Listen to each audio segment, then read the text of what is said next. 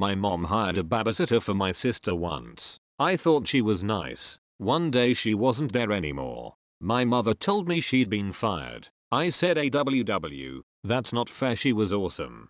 My mother explained she had been taking my sister to her house during the day, then bringing her back in the afternoon before my parents got home. I was still too young to really understand what was wrong with that picture, so I questioned why that was so bad. My mom said, "Let's take a drive." We drove about 10 minutes and ended up in a trailer park with people smoking blunts on their front steps, pregnant women everywhere, and no 2 consecutive teeth to be found in a single person's mouth.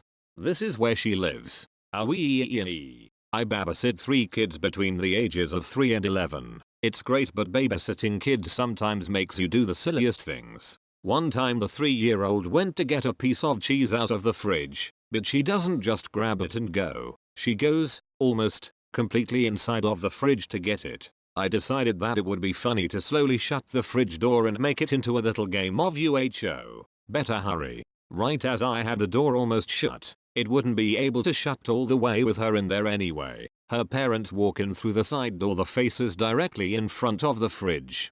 Not sure when was going through their mind when they saw the babysitter shutting their toddler, who is hysterically giggling, in the fridge, but they had to laugh, paid me, and I still babysit them to this day, so it couldn't have affected my reputation that much. This is not my story, thankfully. My good friend has a very rocky relationship with her mother-in-law. Not to the point that they would ever not see her. They all live in the same city, but definitely bad enough that I hear new insane mother-in-law stories every week. Her mill is way too attached to her husband. In a cut the umbilical cord already way. So, when they had their son, a lot of that was transferred to the baby. Things like calling the baby by my friend's husband's name and saying things like, "You love grandma so much more than mommy and daddy, don't you?" Just a bit creepy and irritating. My friend and her husband went out for supper drinks when the baby was about 4 months old, leaving the mother-in-law to babysit. They came home early because my friend twisted her ankle, and everything was dark. No TV, no lights, nothing. They can hear the white noise in their son's room, and hear the rocking chair squeaking away. So, they go back to investigate, not turning any lights on or calling out as they go, thinking it must have been a rough night with the baby. Mother-in-law must be trying to get him back to sleep. The baby's door is open, and the nightlight in the hall was on so they can see into their son's room. And see mother-in-law, in the rocking chair with the baby, with her shirt pulled up, and her breast in the baby's mouth. The baby was fast asleep, latched onto grandma's saggy boobs. Needless to say, friend and hubby-free mother-in-law cries, says she just wanted the baby to love her. They kick her out of the house, and as my friend says, have years of cringe-worthy images in their heads to try and drink away.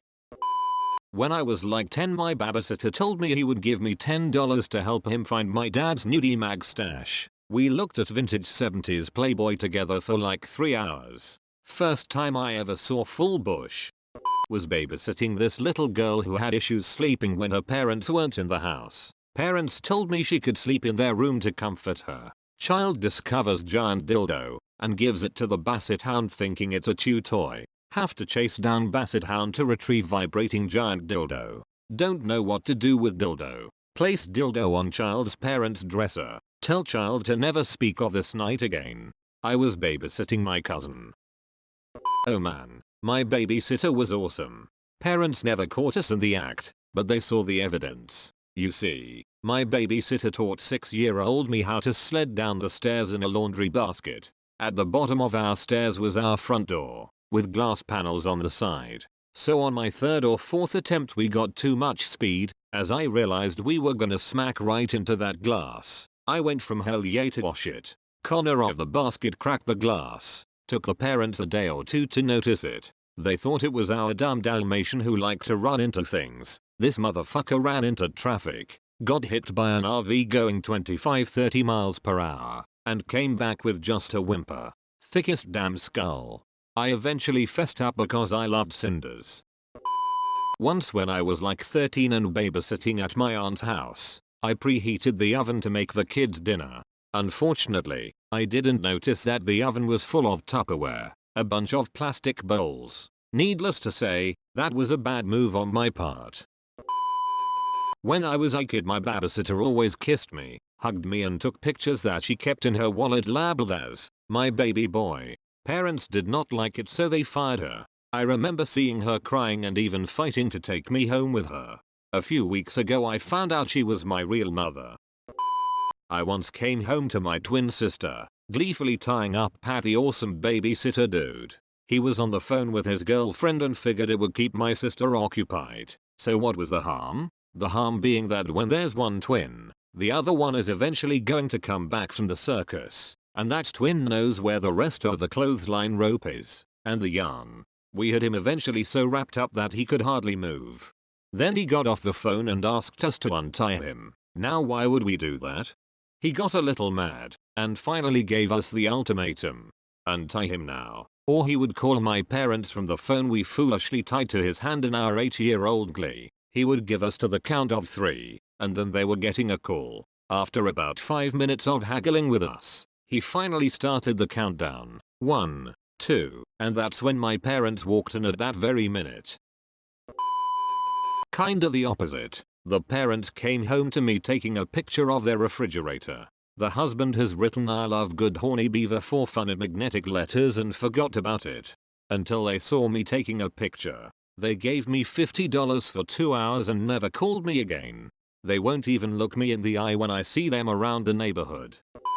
Well, when I was young I had a babysitter who was awesome at pretending and seemed really into the stories I would make up for my toys. A few years later my father received a phone call at 3 a.m. It was my babysitter claiming that the men on CNN are trying to kill me. They are trying to kill me with the anthrax. My dad called the cops. Apparently they found her on the ground in her house, in an adult diaper, topless, holding a phone book and crying for her mommy. Yet it turns out the reason she was so awesome at pretending was because she was not pretending. She was completely batshit crazy. Sorry that I am not a parent, but as a child who was babysat quite frequently in the 90s, I have some tales. A little background info to start. My next door neighbor was the popular quarterback for the local high school. He's an awesome guy, and this is in no way a rant on those that were popular.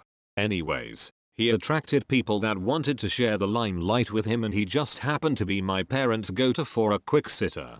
Because of their frequent last-minute requests for an adult, his friends began to pick up on his responsibilities at our house. On one such evening I went to bed at the usual time for an 8-year-old, 9 o'clock. The minute I walked up the stairs I swear I heard more than one voice. Within an hour there was a full-fledged party at my house. The neighbor had obviously lost control of the situation, and instead of dealing with it like a man, he was only 16, he called the police. My parents came home about 15 minutes after the police arrived at the house. They were immediately questioned as if they were responsible for the goings-on at their house while away. Apparently, the neighbor had gone back to his own house and called in a noise complaint on our house. Too bad for him that I was still awake and feeling like the coolest kid on earth. Since I had a bunch of cool teenagers partying, I had no problem telling the cops exactly what happened. I thought they would want to know I was cool enough to hang out with high schoolers. I'm the babysitter. The weirdest may have been me in showdown with their youngest. He was 4 at the time. See, the boys were brats, and the younger one, when in trouble, would throw a monster fit.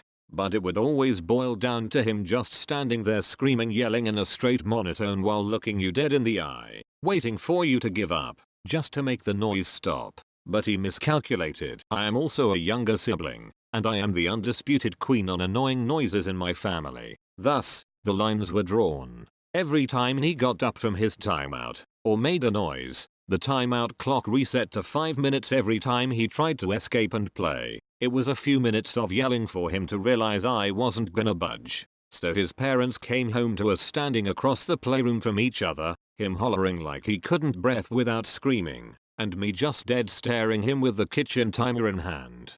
The only time that family ever tipped, not for the hitting, the kicking, or the biting, not for forks or blocks or baseballs thrown at my head. Just for the one time they caught the yelling. I stopped babysitting for them after that. If you know your kids are awful, you need to sweeten the deal, cause I don't think none of the other neighborhood girls will sit for them anymore, either. We had a friend's daughter looking after the kids for the first time, and when we got home, she had reorganized almost everything in the house. Not just a shelf or two, like everything. After she left, my wife and I spent quite a bit of time walking around, finding other things she had been into. The kitchen was completely reordered. Closets had different things in them. All of my CDs, DVDs, etc. I was very anal about how that stuff was organized back then. What she did drove me nuts. There wasn't a particular, obvious pattern to what she'd done either. No clear system that made sense to us. Just random, unintuitive changes. It was super creepy. We never called her again. This isn't the parents coming home, but it's something similar. When I was young, my uncle was in college near where I grew up. He would come over and babysit my brothers and me from time to time. Also, he drove a motorcycle. Since he was 19-20, and we were all around 6 or so, we loved playing sports with him. One night, we made up our own game, which involved us throwing all of the Nerf balls we had laying around down the stairs, where he, wearing his motorcycle helmet, would head them away. One night it rained while he was on the way over, so he put his clothes in the dryer while we played the Nerf to helmet game. He still had boxers on. Internet people. After a bit, he saw a look of horror on our faces.